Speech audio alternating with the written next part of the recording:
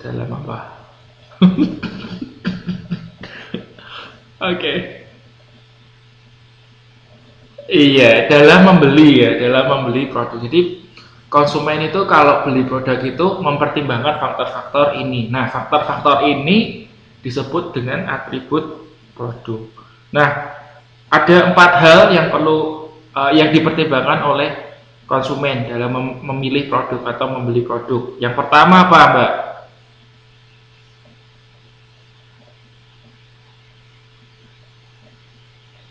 Masih Mbak Isti.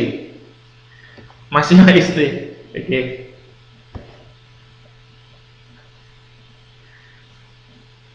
Eh? Apa? Ulangin, ulangin.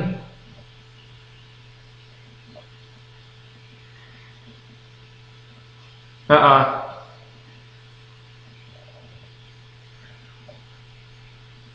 Yakin.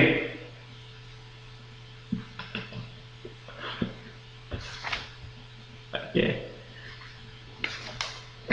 Oke. Nah, padahal bukan itu ya. Padahal yang keempat itu adalah ya, yang keempat itu adalah layanan purna jual. Ya, layanan purna jual. Yang layanan purna jual. Ya. Nah, jadi strategi merek itu bagian yang lain ya. Oke. Kalau kualitas itu apa Mbak Isti? Maksudnya kualitas itu apa?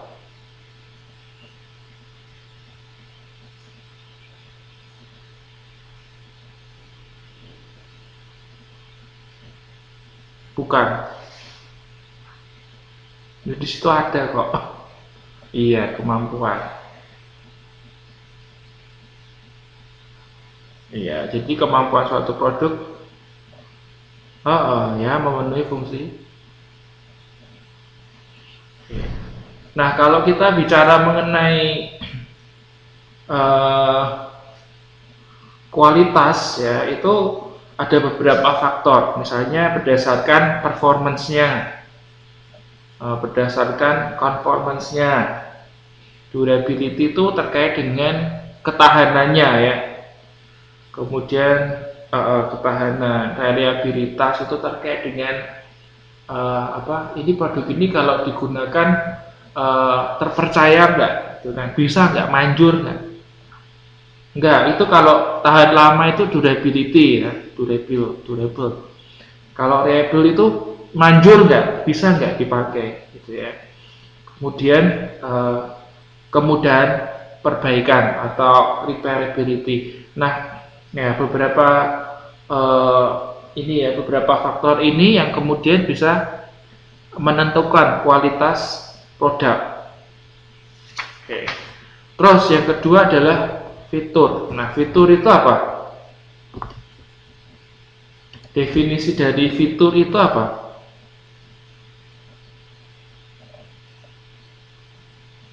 Oh ya, yang lain ya, selain Mbak Isti. Siapa? Siapa ini? Siapa ini? Siapa ini? Oh, sudah, Mbak Ayah sudah jawab.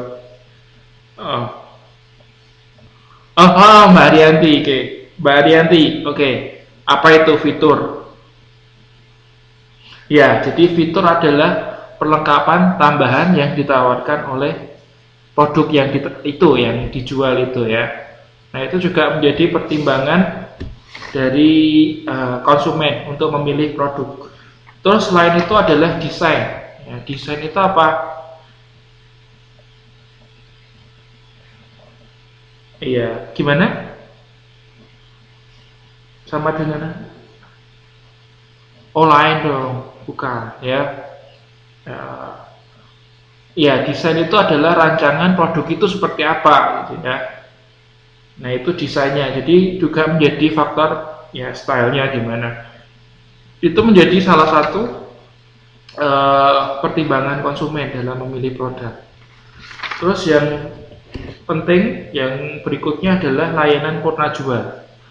Ya, ini terutama untuk produk-produk itu ya, produk-produk elektronik, kemudian otomotif itu menjadi concern ya untuk konsumen dalam memilih produk. Jadi terkait dengan layanan purna jual. Misalnya kita beli mobil ini, nanti kalau sudah nggak mau pakai lagi, dijual laku nggak, harganya gimana gitu kan, ada orang mau beli nggak, ya harganya naik atau turun gitu kan. Nah memang akan turun, tapi turunnya seberapa turun kan menjadi pertimbangan. Dulu, zaman dulu itu ya, untuk HP ya, HP itu ya orang beli mempertimbangkan ini ya, layanan purna jual ya dulu ya. Kalau sekarang kayaknya sudah enggak ya. Orang beli HP nggak akan kepikiran nanti kalau aku nggak mau, aku mau jual lagi, harganya seberapa, itu orang nggak kepikiran lagi ya, iya kan? Nah, kira-kira kenapa kok seperti itu? Kenapa kok orang kemudian tidak mempertimbangkan after sales?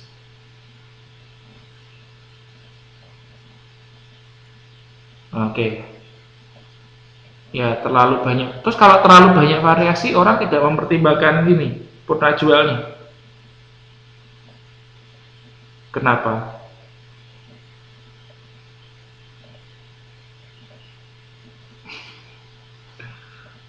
Ah, loh kalau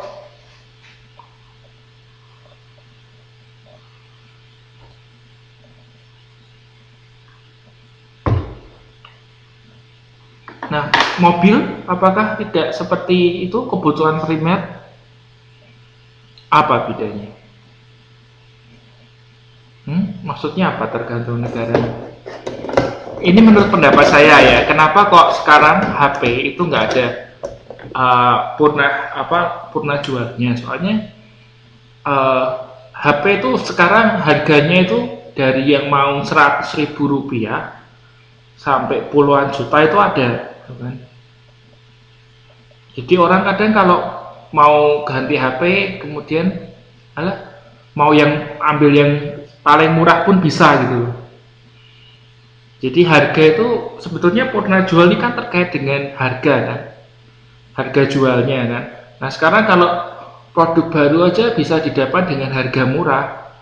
Nah harga harga produk yang second itu kan akan uh, menjadi pertimbangan kedua, karena produk yang baru aja masih harganya lebih murah, ada yang murah gitu loh. Jadi menurut pendapat saya itu gitu ya.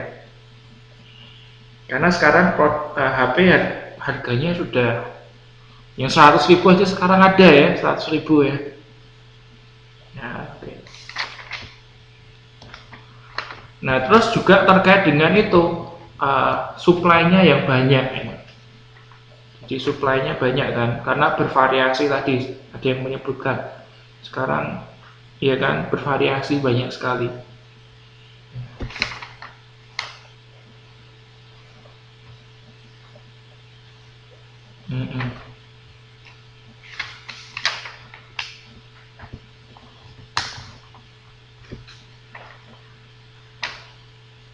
Nah itu bisa juga menjadi faktor lain ya, kenapa ini after sale service itu sudah nggak jadi pertimbangan. Oke, lalu kita lanjutkan ke apa ini, ke pertanyaan kelima ya. Siapa nih mau jawab? Sebut ya, oke. Oh ya bisa.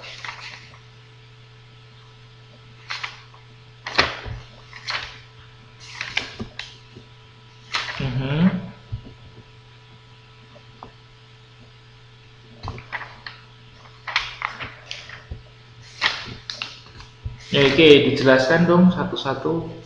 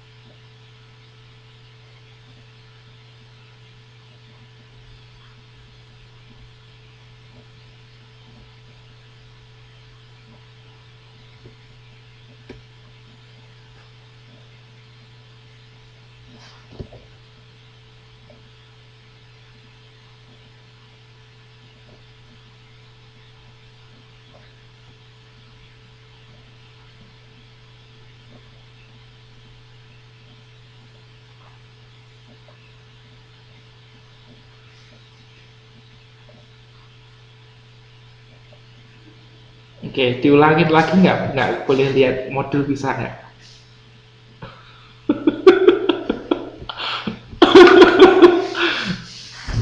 Oke, nggak, sebetulnya ada 4 gitu ya, yang singkat-singkat aja. Yang bisa dicoba.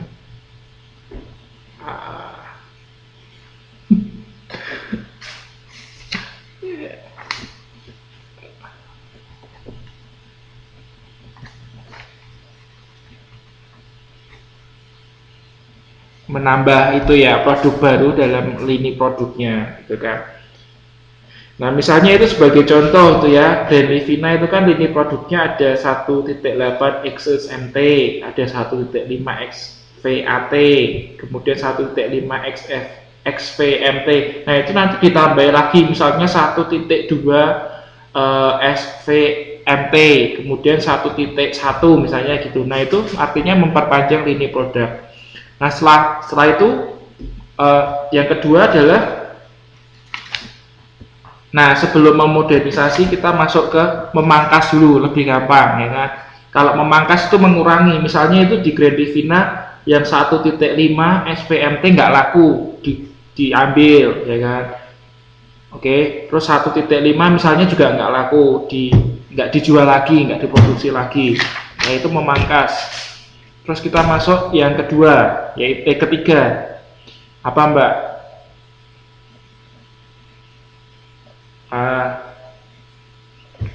Nah, modernisasi itu artinya apa? Membuat lebih modern gitu kan. Jadi istilahnya memperbaiki gitu kan. Memperbaiki. Oke, ini kan tadi dicontohkan misalnya kijang. Jadi awalnya kijangnya itu bodi tanpa dempul, kemudian memperbaiki mesinnya, kemudian nanti memperkenalkan kijang kapsul dan seterusnya, pokoknya memodernisasi. Ada yang bisa kasih contoh lain nggak? Ada yang bisa kasih contoh lain nggak? Yo, siapa yang mau kasih contoh?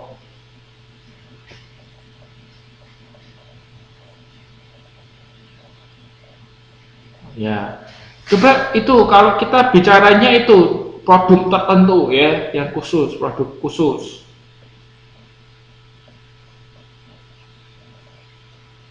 Oke.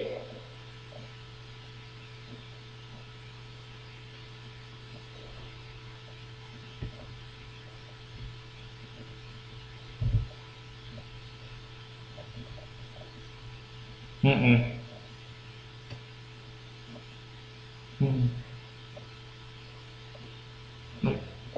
Oke. Pernah masukin tangannya ke dalam nggak?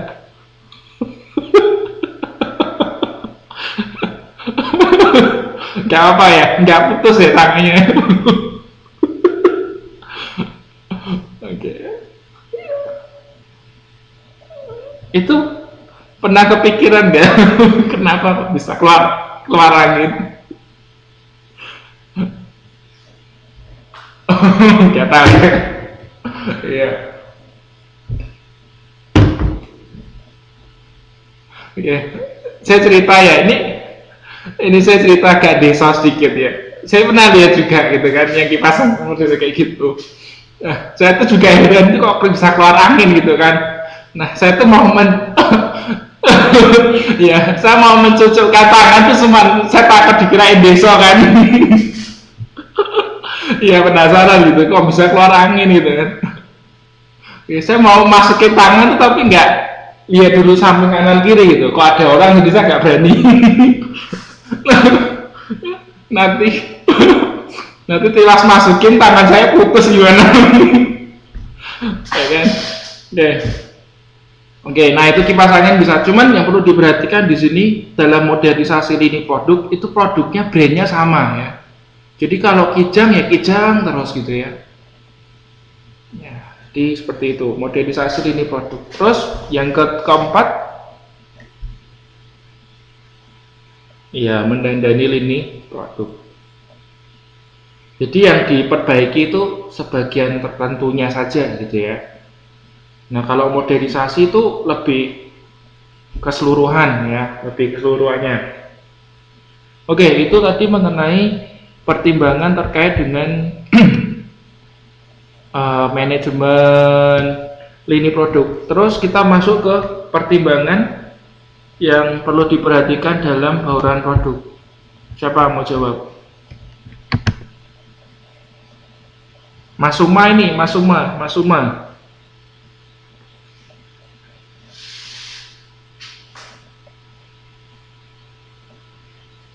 Oh, sambil kerja ya. Ya oke, siapa yang mau jawab?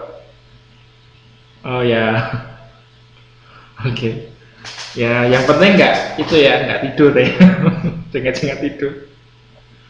Oke, siapa mau jawab? Oke, sebutkan keputusan yang menyangkut bauran produk. Iya itu. Gimana coba dibaca, Mbak?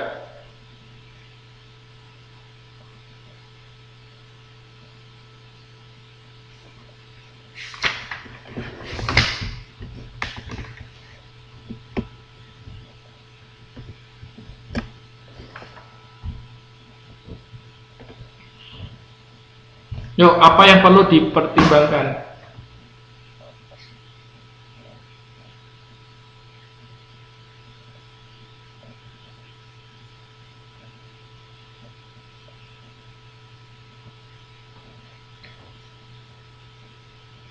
Nah, itu salah.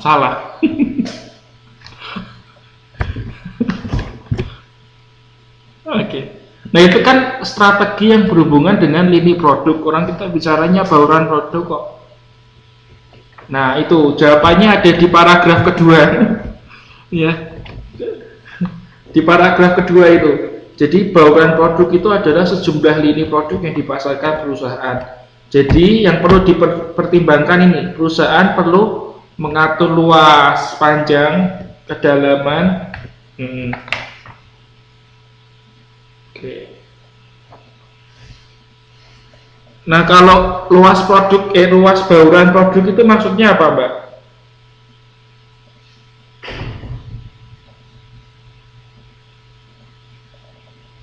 Enggak, bukan. Itu padahal ada di situ kan. Ya, jadi luas bauran produk adalah jumlah lini produk. Nah, terus kalau panjang bauran produk itu adalah jumlah merek dalam bauran produk. Terus kalau kedalaman bauran produk adalah jumlah varian dalam setiap merek. Terus yang terakhir adalah konsistensi. Konsistensi itu adalah seberapa dekat hubungan antara lini produk yang satu dengan yang lainnya. Nah, itu 4 hal yang perlu dipertimbangkan ya terkait dengan bauran produk. Apa tadi? Luas, panjang, kedalaman, dan konsistensi. Oke, kita lanjutkan ke nomor 7. Sebutkan faktor yang dipertimbangkan dalam strategi produk. Yuk.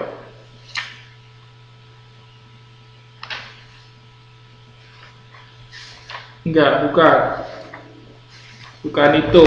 Kita sekarang masuk bagian yang C ya. Kita masuk bagian C.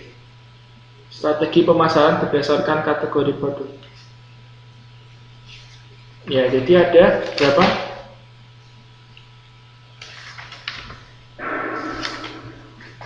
Ada 3. Apa aja, Mbak? Ada 3 ya. Ada 3. Yang pertama terkait dengan daya tahan produk, ya, atau durability. Jadi produk itu secara umum bisa dibedakan jadi 2 macam. Produk yang tahan lama dan produk tidak tahan lama. Nah, produk tidak tahan lama itu misalnya kayak jualan makanan, ya. Jual makanan itu kan kalau nggak tahan lama, apalagi kalau kayak warung makan gitu kan, itu jelas tidak durable. Mungkin cuma 1-2 hari gitu. Setelah itu harus dibuang lah. Karena kalau tetap dijual Kalau tetap dijual kan basi.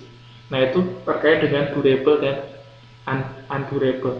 Tapi kalau yang undurable atau non-durable itu ya untuk produk-produk yang jangka panjang gitu kan, bisa digunakan dalam jangka panjang.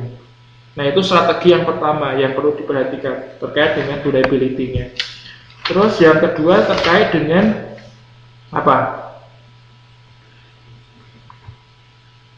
Ya, tipe-tipe dari pembeli. Nah, tipe dari pembeli itu ada dua macam ya.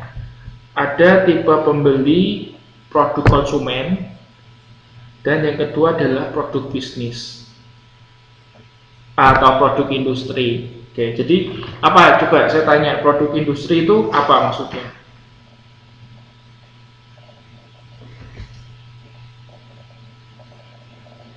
Ya, jadi produk ini dibeli oleh organisasi atau perusahaan untuk diolah kemudian dijual lagi. Ya, itu biasanya kita istilahnya itu B2B ya, B2B marketing ya, atau pemasaran B2B. B-nya itu maksudnya business to business. Ya, business to business, B2B.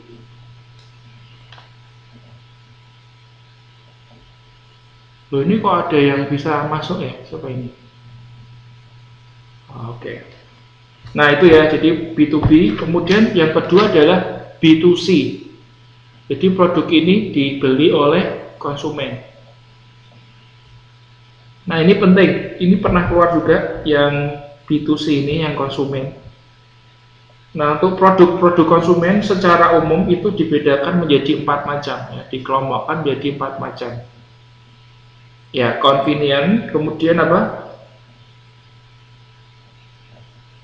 Unsought. Unsought itu artinya tidak, ya, tidak disadar, belum tidak dikenal ya. Oke, jadi kalau convenience itu maksudnya apa? Produk convenience.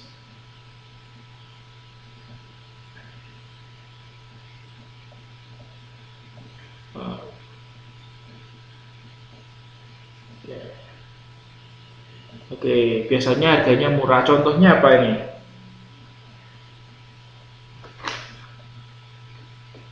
Iya, itu contoh produk convenient yang dijual di 7-Eleven itu ya, Bapak. Makanya kan 7-Eleven kita sebut convenience store kan? Ya. Maka karena apa? Karena menjual produk-produk ini ya, produk konsumen yang kategori convenience, makanya disebut convenience store. Ya, jadi kayak sabun, sampo, deterjen. Ya, jadi orang itu body lotion, orang itu kalau beli nggak mikir gitu. Ya, kemudian variannya banyak juga, harganya murah, terus terjangkau. Terus yang kedua adalah shopping goods ya. Maksudnya apa shopping goods?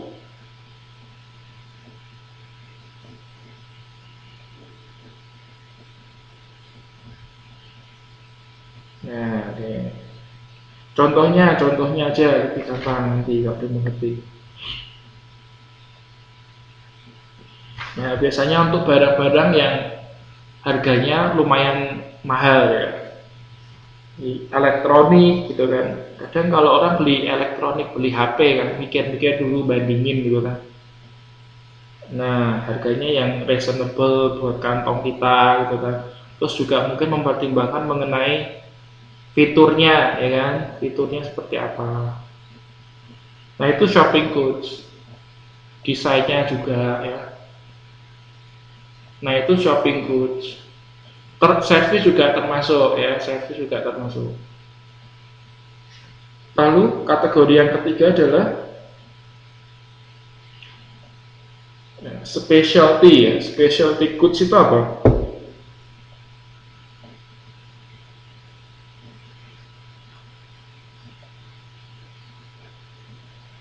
Ya, jadi spesial itu artinya apa? Unik ya, istimewa gitu kan, istimewa. Nah, biasanya ini yang beli adalah ya, yang beli adalah kalangan eksklusif. Contohnya apa ini? Contohnya, ya, misalnya mobil Ferrari, Jadi produk-produk yang high end ya. Oke. Oke. Nah itu specialty ya. Kemudian untuk unsold yang keempat.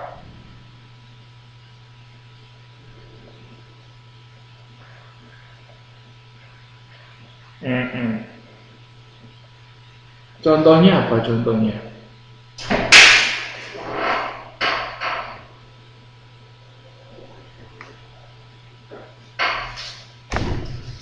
Contohnya apa? Jadi produk ini orang kalau nggak diberikan kesadaran nggak sadar kalau barang ini itu penting gitu.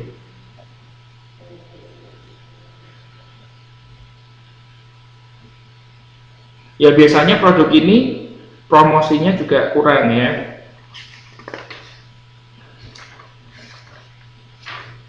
Itu kan ada itu contoh-contohnya itu. Ya. Jadi produk-produk yang jadi kesadaran dan pengetahuan konsumen akan produknya rendah. Ya. Nah, misal sebagai contoh sederhana dia asuransi. Ya. Produk asuransi itu kan boleh mungkin orang konsumen itu sadar dan tahu ya, tetapi kadang tidak pingin benar-benar untuk ya satu mungkin penjelasannya kurang, terus juga keinginan dari konsumen pun juga mungkin kalau nggak dibangkitkan tuh juga mungkin nggak ada minat.